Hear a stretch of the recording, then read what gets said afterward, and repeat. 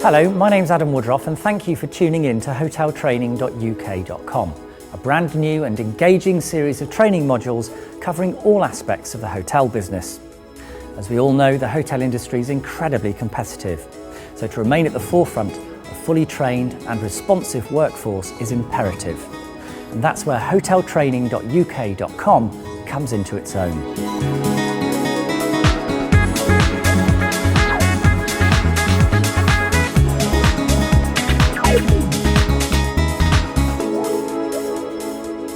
This short video will give you an insight into the style and content of the series of training modules that will become available over the coming months.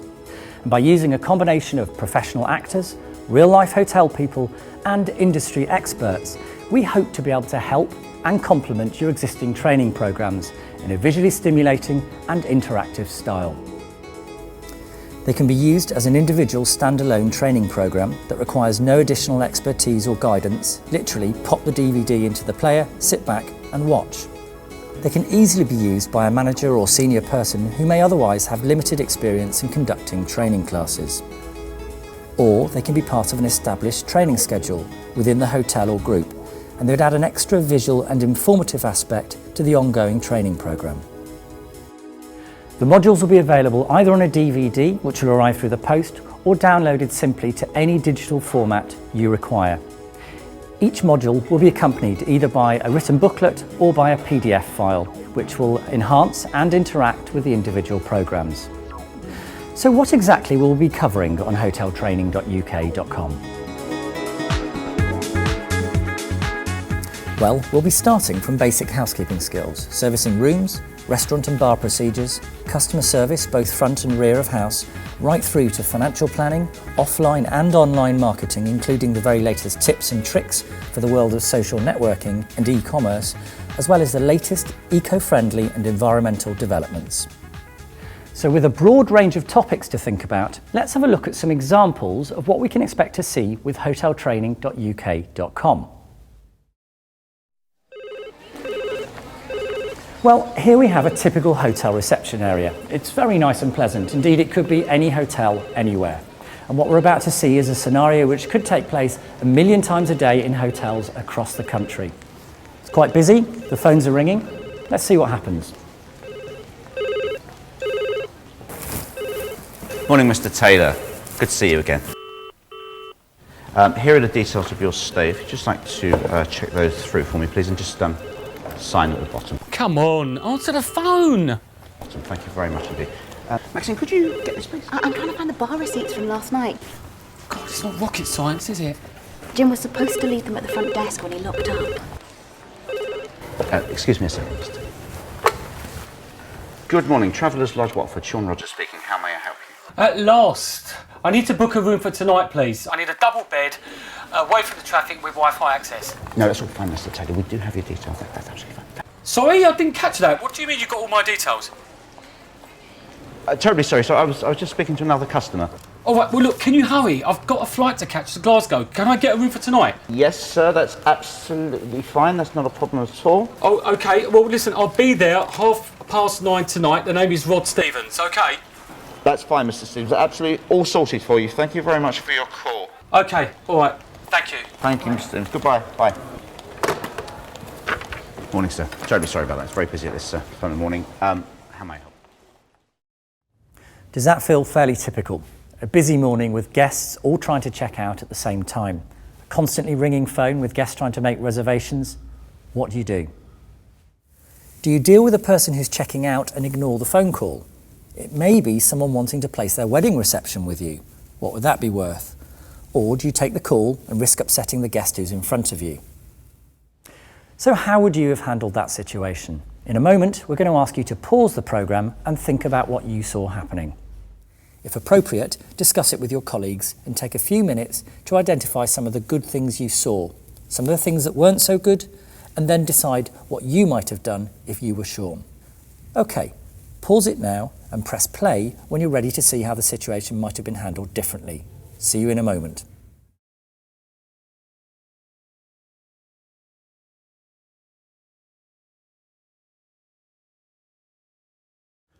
OK, how did you get on? Watch the scene again, and this time we're going to freeze the action at some crucial points in the discussion. We have Rod, the potential customer. He appears fairly stressed and he's worried about making his flight down from Glasgow.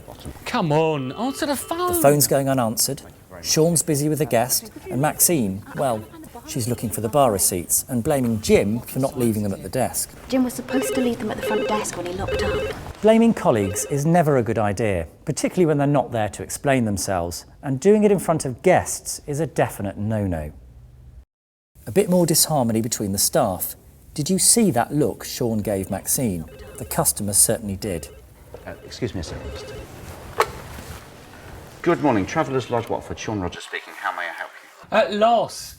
Nice greeting, however Sean gets distracted by the customer in front of him. Traffic with Wi-Fi access. No, that's all fine, Mr. Taylor. We do have you. Now he's trying to do two things at once. Sorry, I didn't catch that. What do you He mean? doesn't look too professional either, does he? With the phone cradled in his neck. Eventually, Sean turns his full attention to Rod on the phone and explains he was talking to another customer, thereby confirming to Rod that he wasn't paying him his full attention. How do you think Rod feels about that? Unimportant? Not valued? A nuisance? Can't say for certain. However, he's unlikely to feel good about the service he's I'll receiving. be there at 9:30. Anyway, Sean's on the case now. He confirms to Rod that the booking's been done, and Maxine's given up looking for the receipts and decided to help out with the queue, something she should have done at the outset. While people don't like waiting, they accept it more when they see that all available staff are helping out. Rod finishes up the conversation by saying he's going to be late, and Sean makes a note on a piece of paper before thanking the next customer for waiting. Goodbye. Bye.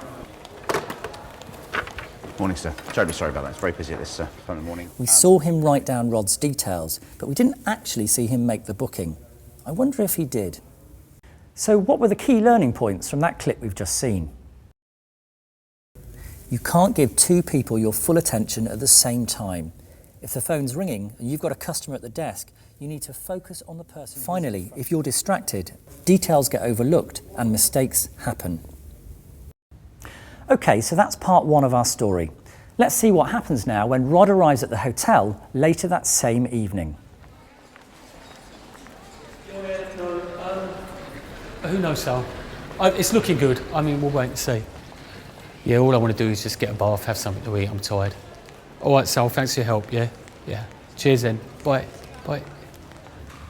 Good evening. Evening. Welcome to the Travellers Inn, Watford. Are you checking in? I am, yeah. A double room away from the street with Wi-Fi access. Have you made a reservation? Yeah, I did this morning. Rod Stevens.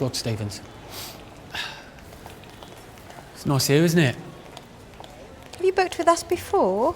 No, first time. Literally looked up on the internet. Here I am. Is it Stevens with a V or a PH? V.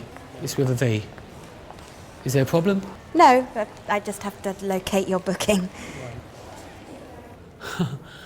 Looks like you're going to make a night of it.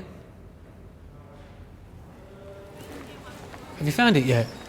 You say you made a booking this morning? Yes, I did make a booking this morning with some guy, Simon Stewart. Sean? Yes, that's him, this morning, yeah. If you'd just like to wait there a moment, Mr. Stevens, I'll just call my colleague. He might have booked it in under a different name.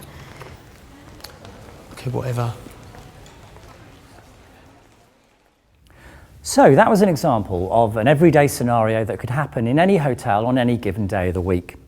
In our example, we were able to revisit the scenario and have a look at which areas could have been done better.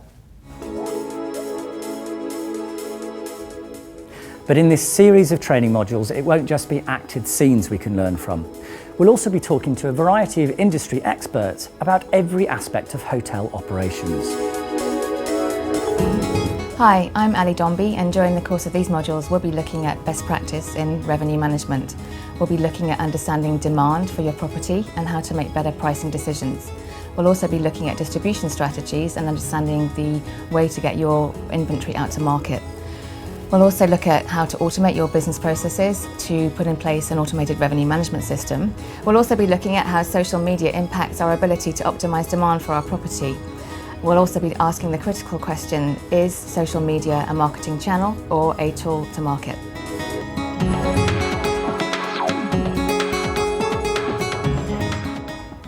Well, I hope you found this short promotional programme interesting and that it's given you a good insight into what to expect over the coming months from hoteltraining.uk.com. If you have any questions at all, please do get in touch with us by phone or by email. Our details are on the package. Thank you very much indeed for watching, and I hope to see you again soon. My name's Adam Woodruff, and you've been watching hoteltraining.uk.com.